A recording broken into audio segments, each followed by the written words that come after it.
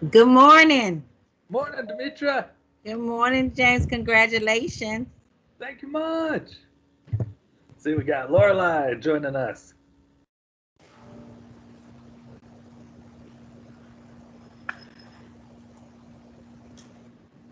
Hello, Lorelai. Hi. Excellent. Having a good morning? Yeah, it's 58 degrees here. I'm so excited. Excellent. I would be This is excited too if it was right 58 now. degrees here. hmm We got a much warmer at the moment. Yes, we do. Answer. Yeah. What can we answer for you today? What questions do you have? What interests you? Um, I'm trying to remember. Oh, someone else. I'm trying to remember what Megan said yesterday. Is the history of equal rights one, is that new, kind of like under this? It is new. Yeah, Okay. that is our fully new grant program, which is unspecific to the time or the people. So it Okay. is fully open. Okay. Okay. Cool. So what do y'all expect to get, like stuff for this, applications for this? Yeah, we got 2.5 million, so we're kind of expecting it to be a bit competitive. Yeah. Yeah. Because we're only doing preservation projects for them, so they can be range from as little as 15,000 for a pre-preservation project, but can go all the way up to 500,000. So that Right. Yeah. might only be as few as 5 projects uh, that get funded if what scores high is also what's also asking for everything. So.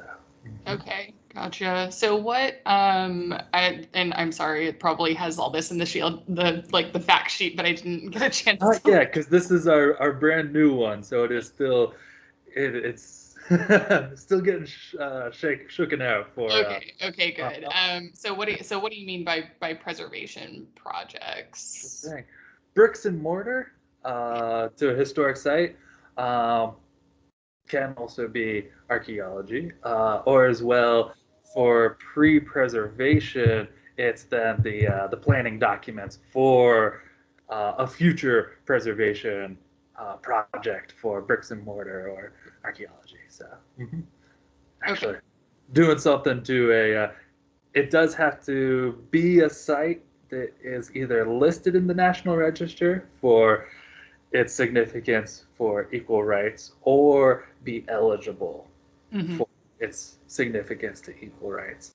So right. it can be something that's already listed, and if it's not, or if it's listed but it's not listed for equal rights, then it still needs by the end of the grant to amend the nomination to speak to its significance to equal rights. Okay, okay, good. That was going to be a follow-up question because some of them, some sites have that duality, but the existing nomination doesn't, have anything. So that's good. So this grant would not necessarily cover that kind of updated nomination process. that is an eligible cost Okay. to the grant. So, and as well for the ones that are eligible but have not even been listed yet, they will need by the end of the grant to be listed for its significance to equal rights. So again, that's the nomination there is also an eligible cost to the grant as a whole. So. Okay. Okay. Cool. Right on. Woo. I'm just going to give a moment to check to see whether or not Robert or Shay have particular questions they would also like to get in at the moment, and I'll come back to you, Laura. Yeah, I do. This is Robert. I'm wondering if things like oral history can be funded under this stuff. Not at the moment. Well, For the African American civil rights of the 20th century, yes. Okay. For the history of equal rights, not yet. Um, the African American civil rights has both preservation projects. There will be an opportunity for applying directly for preservation projects, and there will be an opportunity for applying for history projects, which are for documentation and interpretation of historic sites. So, Okay. e- So mhm. so could you fund an MPD for the equal rights one then to get at some of that stuff as well, like along with that, or no, it's got to be just physical stuff at the moment. If I'm not gonna say it's impossible if it's the SHPO that is applying for a history of equal rights for a site, and it just also uh, is most efficient for you guys to perform an MPD to get that site listed for the one that's getting work done, but if you can make a good argument in your application that the difference in cost between just doing a nomination for the site versus doing an MPD, I'm not going to say that won't fly. That might. So it'd probably be better to apply for that MPD under like the underrepresented grant or something like that. Yeah. All right. But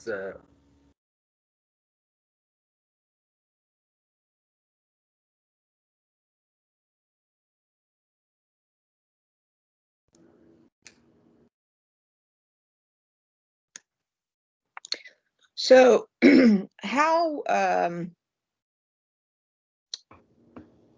how much of an effect or a history with the civil rights movement does a site have to have? So, for the African American civil rights grants of the 20th century, it does have to have a direct connection to 20th century African American civil rights. Okay. As long as you can make that direct connection, and either the SHPO and our staff agree with that and send along. There's always an NR eligibility worksheet for the application for anything that is not already listed for its direct civil rights connections. That and that asks for the applicant to specify whether or not they've talked with the SHPO. So any additional documentation that the and our staff of the SHPO can provide that they concur that it is eligible for a direct connection. That can assist the application with making its argument that it's a direct connection. Sometimes some of the ones where we've seen a poor job of making a direct connection to 20th century African American civil rights. One was a school in which a fellow went to in, I believe, 1874, and he did go on to do important civil rights work in the 20th century, but they did not make the direct connection that something about his time at the school in 1874 had an impact in how the civil rights of the 20th century. So, Okay. direct connection is important as well. Also with churches, it's being used by people who the congregation was very active, but there still needs to be that direct connection to the historic site of the church that either meetings occurred there or some kind of direct connection between the site and civil rights event or activity or what people were doing, rather than these are important people and this is the place they worshipped. Okay. A stronger argument needs to be made. Mm-hmm. Can the church apply for it, or would they need to get someone else to do that? Eligible applicants are state governments, tribal governments, local governments, and nonprofits. So we have had a fair number of churches apply directly. So, and as well, there's some churches have affiliated nonprofit arms for interpretation of their historic church or the like. So sometimes it's more specifically the associated nonprofit that is doing the application. Is as if at any time it's a preservation or as well, and if it's doing history at the site, letter of owner consent is required if the owner is not the applicant. Also, as well, one of the, not just for History of Equal Rights is our newest program, but also coming this year is a change in the legislation for the African American Civil Rights grant program. So now it's no longer just 20th century, but it should also be, you'll want to read the exact language in the notice of funding opportunity, but documentation of sites that document the transatlantic slave trade. So two very distinct and separate periods. And again, it's going to be that making that direct connection to that it's documenting the transatlantic slave trade, not in an indirect fashion.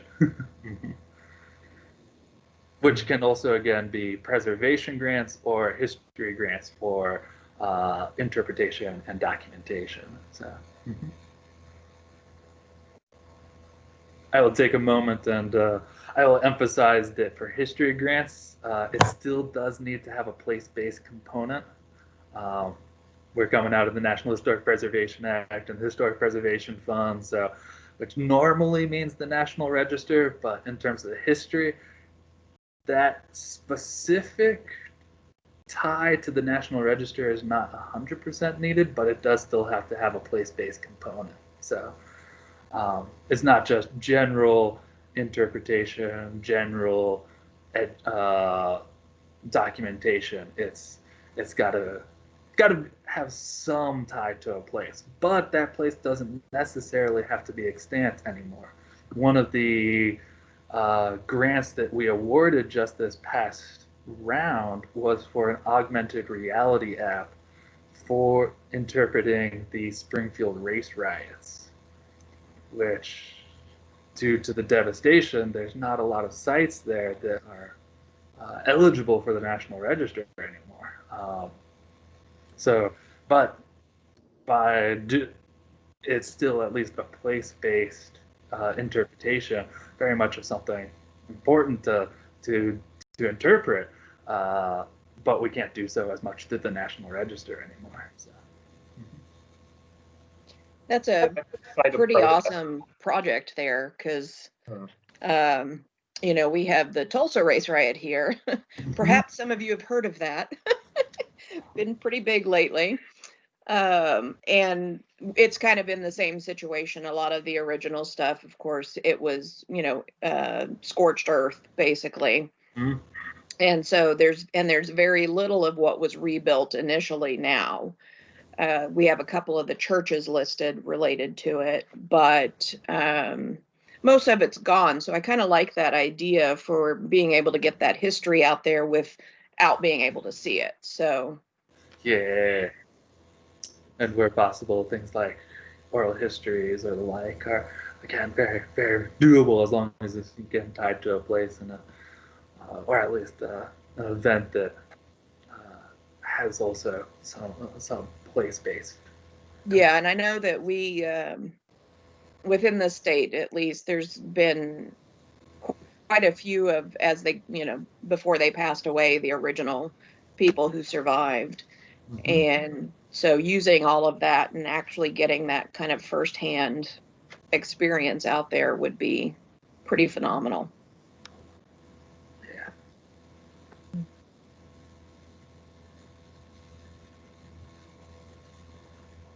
Any other questions? Ideas percolating, projects, applicants, or particular communities you're thinking of that you want to tailor this opportunity to and encourage?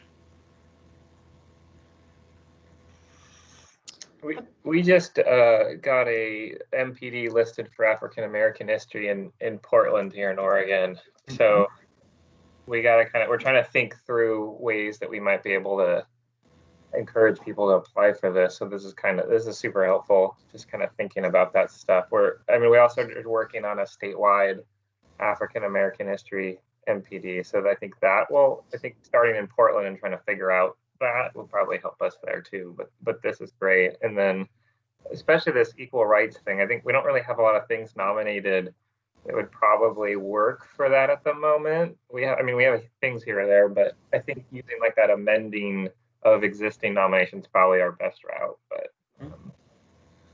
and as well, yeah, it doesn't have to be listed yet, but there's should at least be some amount of documentation on it, if not a listing for the application. So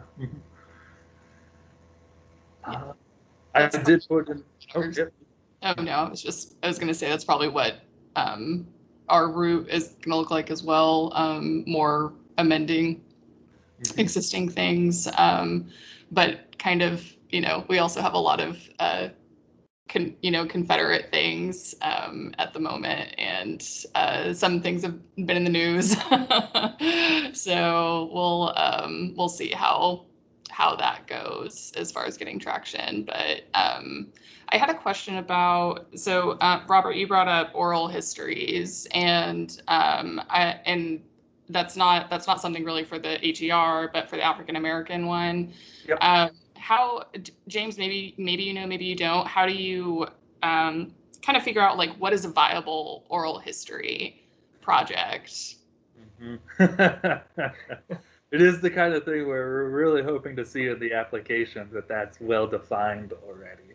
Right. Much of the pre-planning for that project of who's getting interviewed, why they need to be interviewed, and also as well, what's the eventual use of that oral history. It's got to have generally, the research design can be funded. The process of making the research design can be part of the funding and development of the grant itself, but the application will score higher if that's at least more well defined in the application. So yeah, it's about identifying what's needed, because as well usually we have as the criteria for our applications significance of the event and resources. Then 2 is need, threat, urgency, to which why is the grant needed to address this issue, and why is it needed now? Okay. And one of the most basic things for oral history applications is making sure to highlight in the need, threat, urgency that these resources, people, have not already been documented in some other fashion already. Mm-hmm. That there's a tendency to sometimes put in the application that we really want to interview these people because they were critical to the March on Washington or various different other events, without providing that indication of how. Are you sure that hasn't already been done at like the Library of Congress or some of the other major universities or just a little bit of that demonstration of awareness of what the current documentation is on that particular subject. So yeah, that makes sense. And I'm thinking in terms of both this grant and also just our normal kind of sub grants. We in the past couple of years have tried to emphasize, if you have sort of these kind of projects that don't normally get funded, maybe, or underrepresented groups that don't necessarily have a match together or something, come talk to us and we can help you with, maybe whatever your project is. And there's a few of them that are oral history projects, like, LGBTQ in Texas or in like a particular city. Definitely like Mexican American things. So, okay, that's helpful. Because I've seen oral history projects, but I've never like tried to help administer one. We definitely not going to try to overuse two of my favorite examples, but otherwise, poor Keith and poor Verdell will be swamped with everyone's questions. But Kemper and Layla Williams Foundation, the New Orleans collection museum in New Orleans, they have successfully done a very good oral history project, and the Historic Tabernacle Foundation in Selma, Alabama, is also another one that's performing oral histories at the moment, and they're doing a darn good job of it. So, yeah. And I will also plug the African American Civil Rights Network at the moment, because that is a distinct but related National Park Service program at the moment, which has no funding, but it provides technical assistance to its network members. So that is just trying to document is trying to pull together everybody who is a site, a program, or blanking on, or collection of African American civil rights history.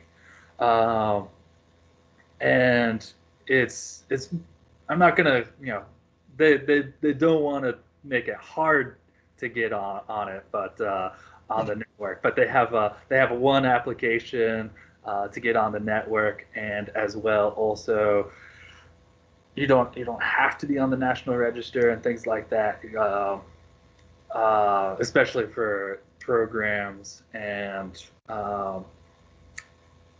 blanking on it again already, but whatever. But not only if you somehow don't manage to, it's non-competitive.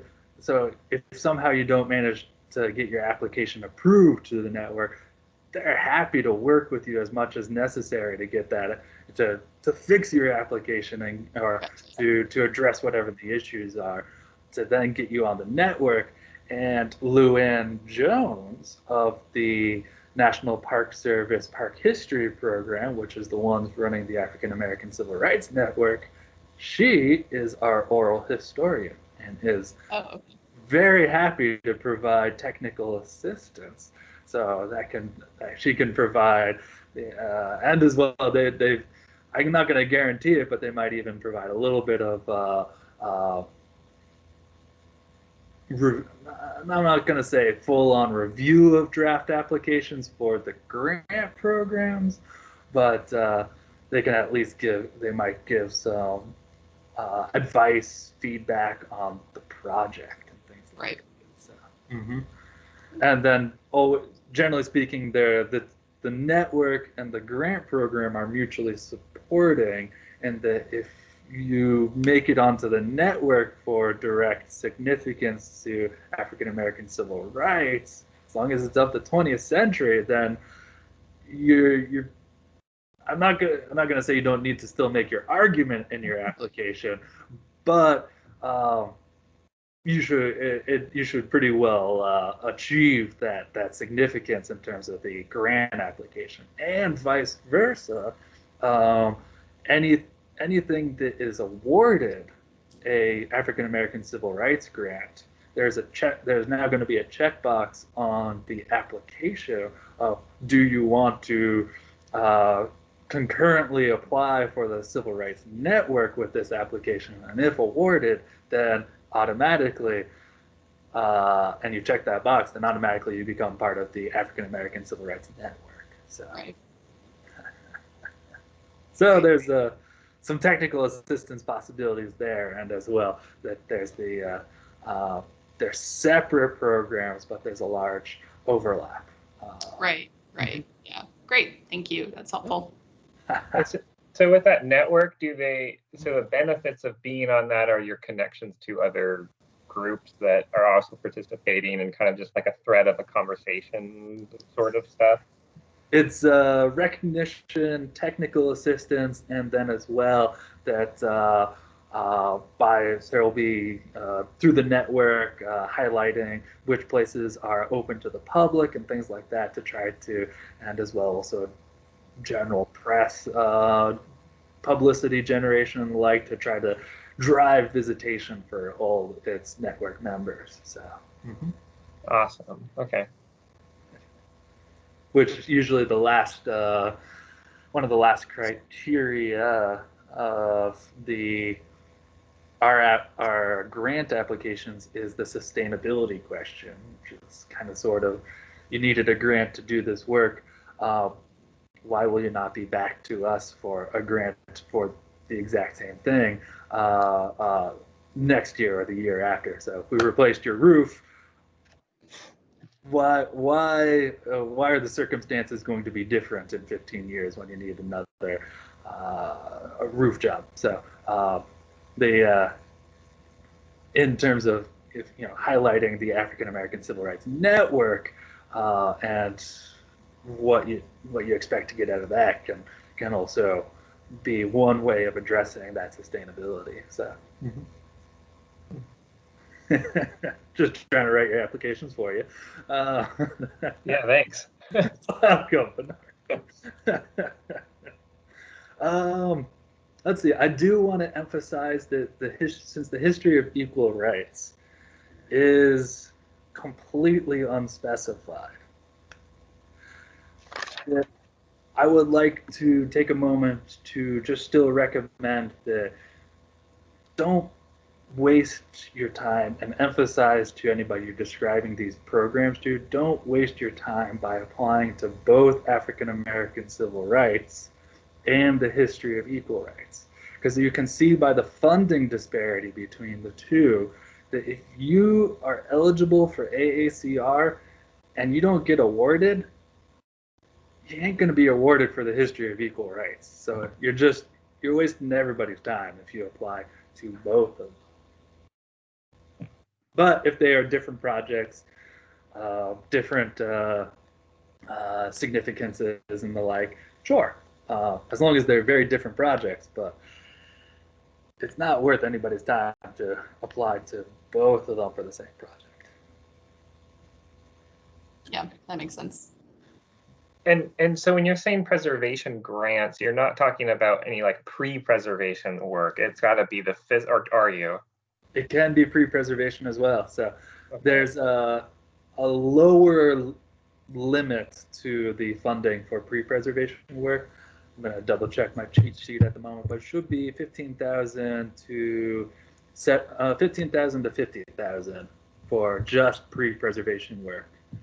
Otherwise, the limits are 75,000 to 500,000 for preservation work that can include pre-preservation work like A&E drawings and the like, but it shouldn't be more than about 10% of the total award for doing pre-preservation work as part of a preservation grant. But pre-preservation, very much allowable. Mm-hmm. Good question. And there's no match required on these, right? Not at all. Okay.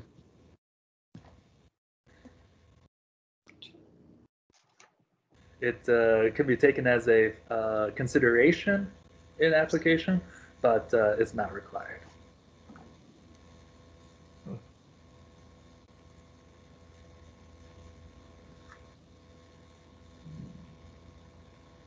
trying to think if I've got anything more to just throw at you guys. But any more questions? Ideas, thoughts? Not right now. Thank you. Welcome. Are they the same deadlines to apply? I do believe they will be. I can't say for absolute certainty, but that's my understanding at the moment. So, Okay. so just keep. They will be separate funding opportunities. So there will be the African American Civil Rights Preservation funding opportunity, the African American Civil Rights History opportunity, and the History of Equal Rights opportunity. So, and they will all be under the Catalog of Federal Domestic Assistance number 15.904. So, yeah. I always highly recommend anybody who's ever interested or even partially interested that they set up a saved search for 15904 on grants.gov, because then it'll just automatically email you when they post. So.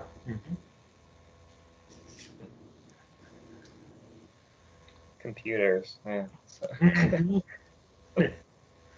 And then as well, the other opportunities like underrepresented communities are under that as well. And also, I think historically black colleges and universities is moving to its own coming this year. I think it will now be 15.932.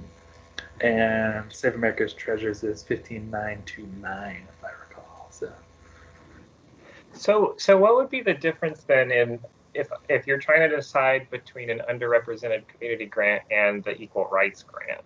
If I'm, like where would the line be between those?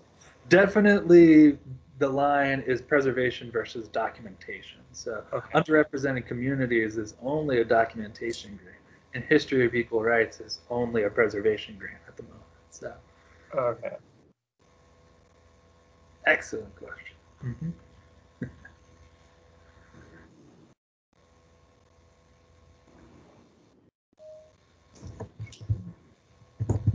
And then as well, we do also have the historically black colleges and universities grants. So I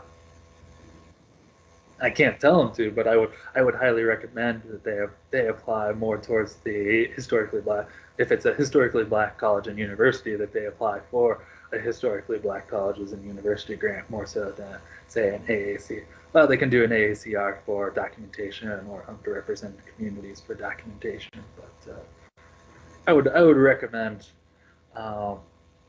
They're welcome to apply for anything and everything, but there's plenty of funds available in the historically black colleges and universities grant opportunity. So, so when talking to your local communities and the like.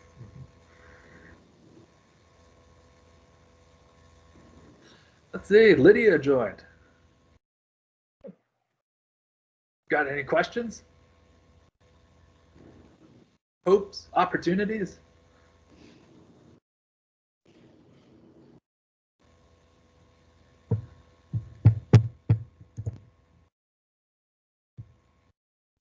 Okay, that's fine. Feel free to type your question in the chat. This thing is also being recorded, so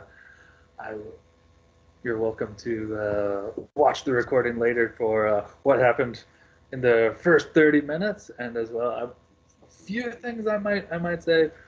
Find it in the recording, but at the moment, I doubt I will press upon you that way. So,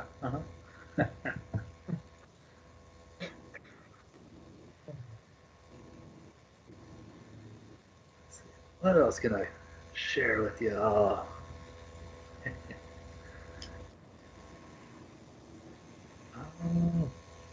Did you say that TIPOs could apply for the equal rights grant too? Yep. Okay. And indeed, it's not limited to TIPOs. I don't even believe. I think it might still just even be tribal governments themselves. Oh. Yeah, we're almost there with having we have 9 federally recognized tribes, and almost all of them have TIPOs now, which is awesome. But Yeah. Excellent.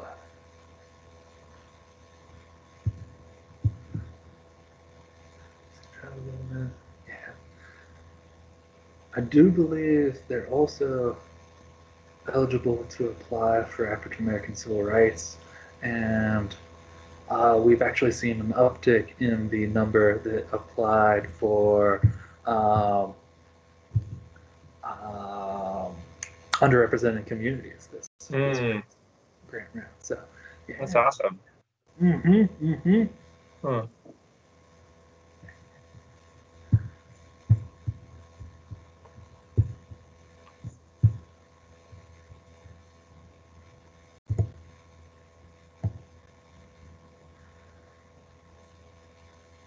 I'm going to put Shay on the spot. Any other questions, thoughts, ideas, needs?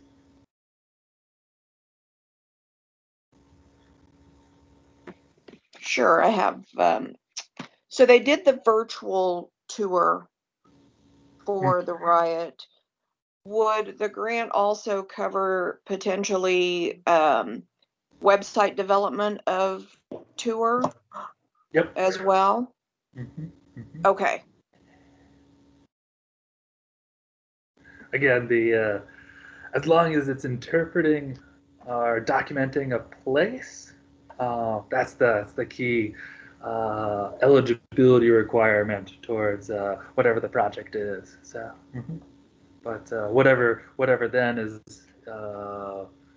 well, and there's a little bit of a list of what is not funded and what is funded in the notice of funding opportunity to double check, but when it posts, but generally if it's not in the not what is not funded category, then those costs associated with the interpretation and deployment are eligible. So mostly, I will highlight that for the history grants, what tends to sometimes be a confusion in terms of applicants is that conservation of collections is not an allowable cost. And that includes as well such things as digitization of archival collections and like. So it can be if it's creating an exhibit, um, then digitization of the select objects or archival materials specific to creating the exhibit might be allowable, but general conservation, general digitization.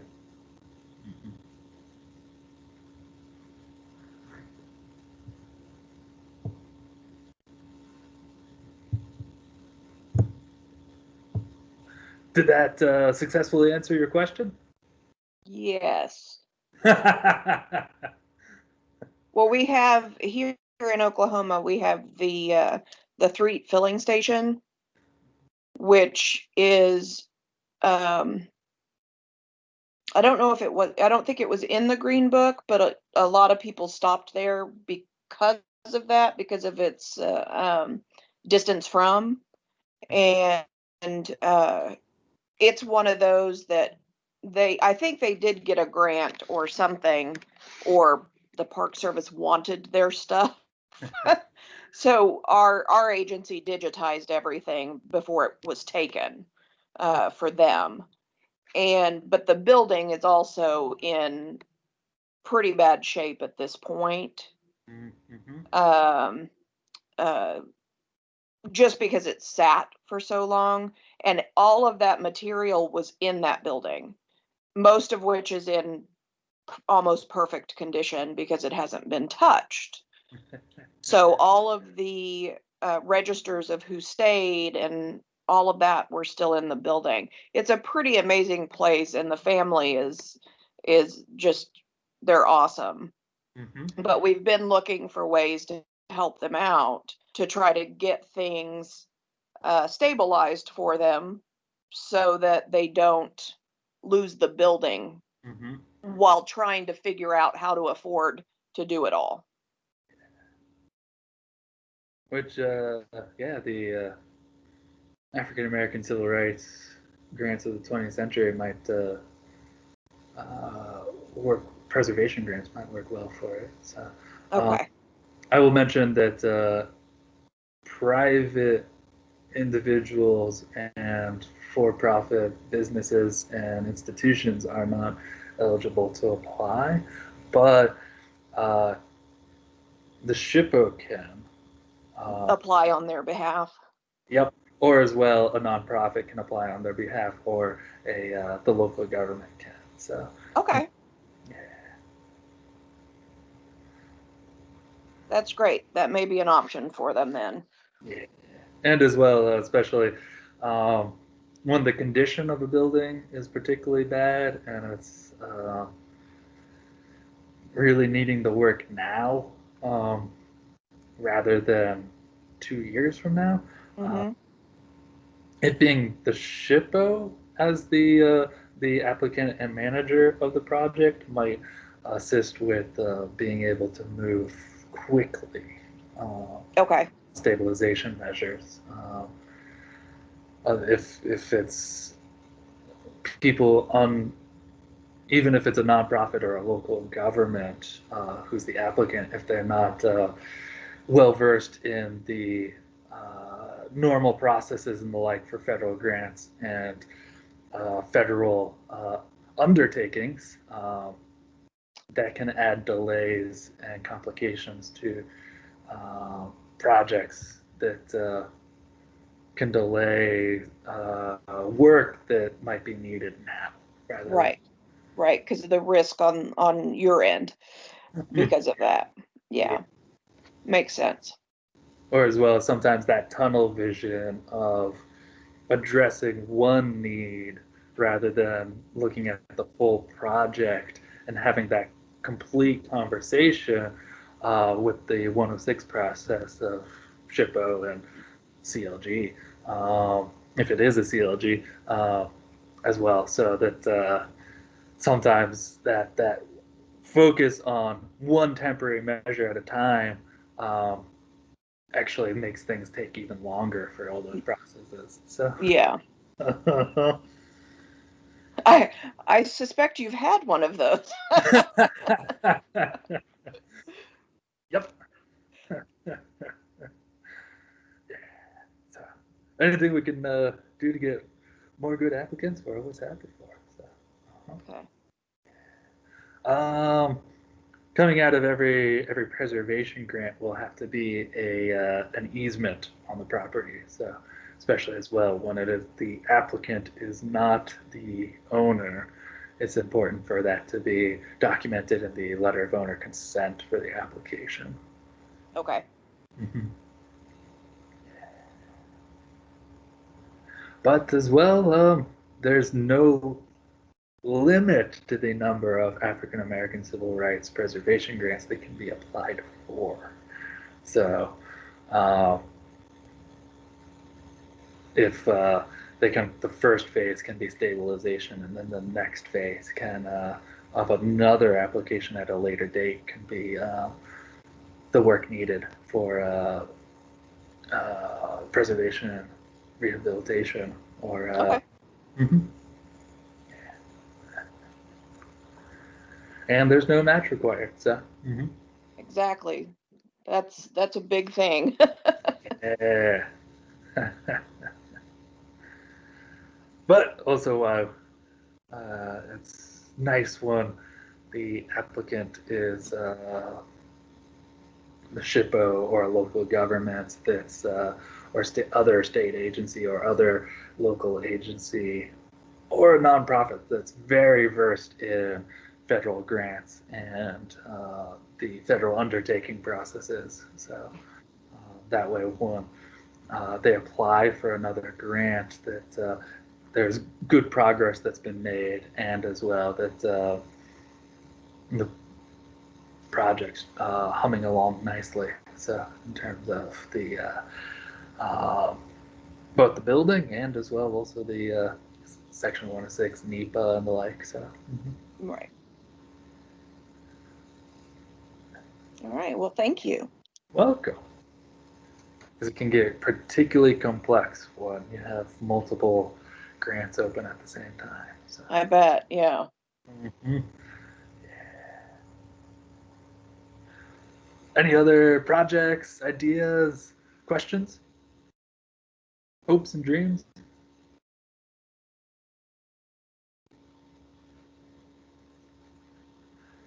Any history of equal rights projects thinking of, or?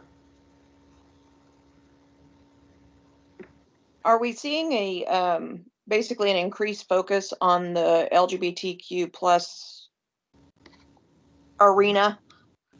I will say that I can't say for sure anything along that line.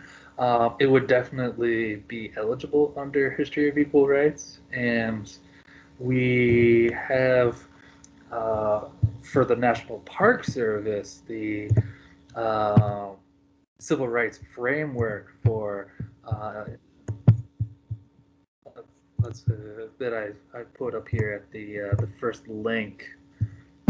And we also have a theme study specific to LGBTQ plus history that discusses some civil rights in there, but it's not specific to civil rights. So I will say that that the National Park Service has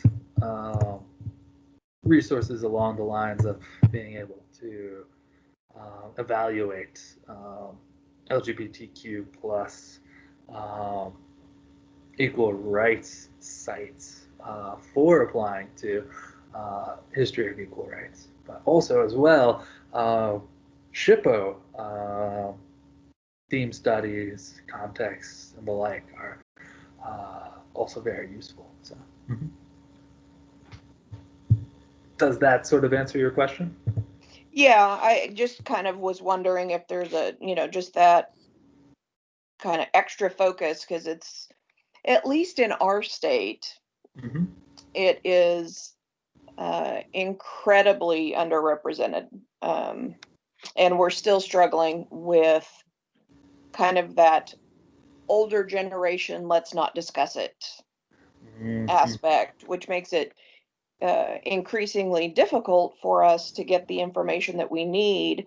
We know where some of the areas are in the state that would, potentially have buildings associated with the LGBTQ plus community, but even they won't talk about it right now because of just that stigma and fear of, what may happen if people know where it is. So, and it's unfortunate because we really want to do a full study and an MPD or nominations for individual if there's not that many, and we just can't get a whole lot of the information at this point. Either we haven't found the right people who are willing, to word vomit on us, if you will, or they just really are that tight-lipped right now. So it's a fine question. Yeah. Maybe I know that California and New York, and I'm fairly certain a few other states have made good use of the underrepresented communities grants to document LGBTQ sites and oh great. Just gonna finish my thought, Shay, here on resources for documenting LGBTQ. So, those states very much aren't Oklahoma, but they might still have some experience or resources that they can share in terms of being able to get that consent and interest in from the communities and being documented. Okay. And then, yeah, that's the underrepresented communities grants are for the documentation, and Sure. then history of equal rights is for preservation. Right. Well, and I figured if we did the underrepresented communities Mhm. first for that documentation, then we'll know, do we have anything that fits for the equal rights to get But that taken care of as well. if you have darn good expectation that it is significant enough. Again, history of equal rights is open to unlisted properties at the moment. Just has to be listed by the end of it. So Okay.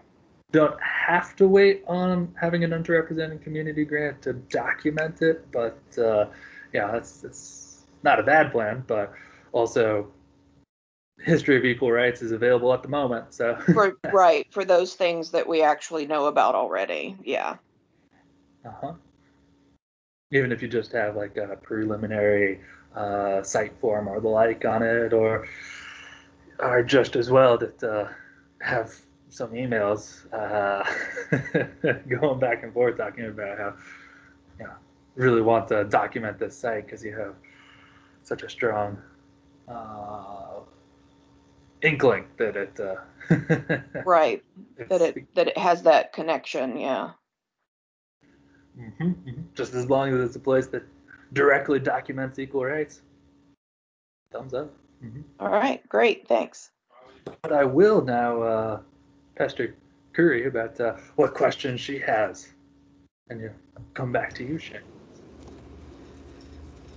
Hi, so it's good to see you. Good to see you too. So I am kicking around a very Oregon story in which I would be working with all 9 tribes closely. So this is all super preliminary, but I'm just trying to figure out where the equal rights grant might fit in. Right. In the 80s, well, in the 50s, a fair number of our tribes were terminated. And then in the 80s, they fought back to get restoration for the tribes. And so that is a story that I am interested in documenting and finding the places where that happened, if they still exist. In some cases, they might just be culturally significant sites where they met to have their meetings, or to do their protests because it was their land, that kind of thing. So, but I just heard the tail end of your conversation, which sounds like I need to know those sites. So, history of equal rights is a preservation grant, so it does do bricks and mortar work as well as also can do some archaeology, and as well it can do pre-preservation work, so the planning documents necessary for a follow-on preservation project. It does not at the moment do documentation and interpretation as the standalone project. Okay. So, but it is eligible sites are those that are nationally registered listed for direct connection to equal rights, or NR eligible sites for direct connection to equal rights for its significance. So it doesn't have to be documented at the moment, but there should at least be something by which to make your case that it is significant enough that there won't be any hiccups in listing it by the end of the grant. So usually that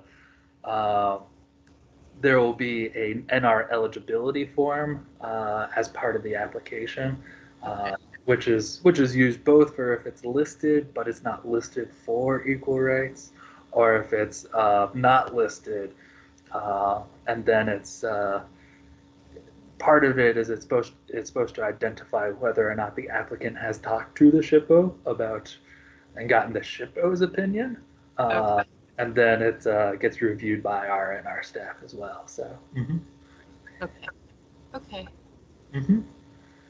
I just want to stress that direct connection as well. Yeah. Got it. Is that direct connection the same for the African American civil rights one? Yeah, and the history of equal rights is completely unspecified. African American civil rights is African American civil rights of the 20th century, and this year is opening up.